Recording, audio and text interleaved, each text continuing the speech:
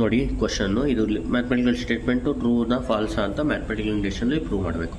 First statement ಬರ್ಕೊಳ್ಳಿ ಇದು. ಆಮೇಲೆ first basic step P of one ಇಲ್ಲಿ ಅಂತ ಬರೋದು. ಫಸ್ಟ್ 1² ಮಾತ್ರ ಬರ್ಕೊಳ್ಳಿ. ಇಲ್ಲಿ ಎಂಜೆಕ್ಟಲ್ಲಿ 1 ಹಾಕಿ. ನೋಡಿ ಇದ್ರದ್ದು ಆನ್ಸರ್ ಮಾಡಿದ್ರೆ 1 ಬರುತ್ತೆ. 1² ಅಂದರೂ 1, ಇದು 1 ಅಂದರೆ ಟ್ರೂ ಆಗುತ್ತೆ. ನೆಕ್ಸ್ಟು ಈ statement true for n = k. ಎಲ್ಲಿ n ಇರುತ್ತೆ ಅಲ್ಲಿ k ಹಾಕ್ಕೊಳ್ಳಿ.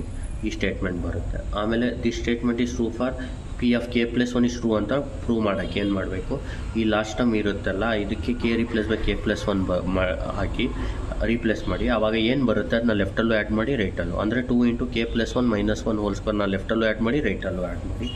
ಆವಾಗ ಏನಾಗುತ್ತೆ ನೋಡಿ ಈ ಥರ ಬರುತ್ತೆ. ಆಮೇಲೆ ಏನು ಮಾಡಿ ಇದು ಹಂಗೆ ಇಟ್ಕೊಳ್ಳಿ. ಲೆಫ್ಟ್ನ ಬಿಡಿ, ತಲೆಗೆಡ್ಸ್ಕೊಬಿಡಿ. ರೈಟಲ್ಲಿ 2k 2 × 1 2 2 - 1 1 2k + 1 2 ಆಗುತ್ತೆ. ಕಾಮನ್ ತೊಗೊಳ್ಳಿ. ಈ ಥರ ಆಗುತ್ತೆ. ಮತ್ತು LCM ಮಾಡಿಬಿಟ್ಟು ಫ್ಯಾಕ್ಟ್ರೇಷನ್ ಮಾಡಿದ್ರೆ ಈ ಥರ ರೆಡ್ಯೂಸ್ ಆಗುತ್ತೆ. ಆಮೇಲೆ ಏನು ಮಾಡಬೇಕು, ರೆಡ್ಯೂಸ್ ಮಾಡಿದ್ಮೇಲೆ ಇದನ್ನ ರೀಅರೇಂಜ್ ಮಾಡಿ ಬರ್ಕೋಬೇಕು. ಲಾಸ್ಟಲ್ಲಿ ಇನ್ ಟರ್ಮ್ಸ್ ಆಫ್ k + 1 ಬರೀಬೇಕು. k + 1 ಹಂಗೆ ಇರಲಿ. ಇದನ್ನ 2k + 1 - 1 ಬರೀರಿ, ಯಾಕಂದರೆ 2 - 1 ಒಂದೇ ಆಗುತ್ತೆ. ಇದನ್ನ ಈ ಥರ ಬರೀಬೋದು. ಇದನ್ನ 2 × k + 1 + 1 ಅಂತ ಬರೀರಿ. ಈಗ ನೋಡಿ ಇಲ್ಲಿ n ಜಾಗದಲ್ಲಿ ನೀವು k + 1 ಹಾಕಿದ್ರೆ 1/3 k + 1 2 × k + 1 - 1 2 × k + 1 + 1 ಬರುತ್ತೆ. ಸೇಮ್ ಇದೇ ಥರ ಬರುತ್ತೆ. /3ನ 1/3 ಅಂತಲೂ ತೊಗೋಬೋದು.